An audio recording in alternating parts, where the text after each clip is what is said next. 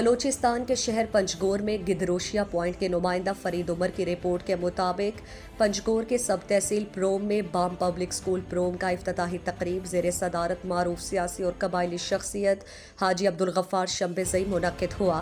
تقریب کے مہمان خاص بولیدہ کے معروف سماجی شخصیت حاجی برکت بولیدی، جبکہ اعزازی مہمانان خاص سر ظہور بولیدی اور سر اسد بولیدی تھے۔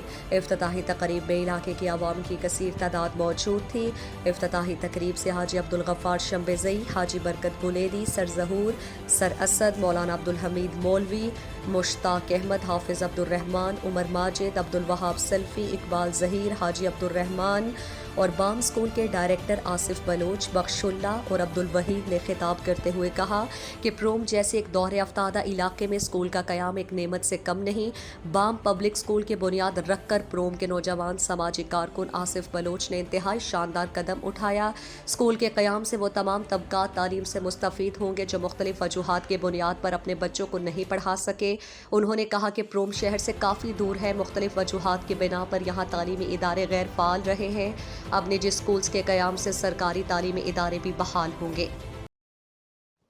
مزید دلچسپ معلومات اور خبروں سے آگاہ ہونے کے لیے Gedrosia point Facebook page, Instagram, Twitter کو فالو اور یوٹیوب چینل کو سبسکرائب کریں۔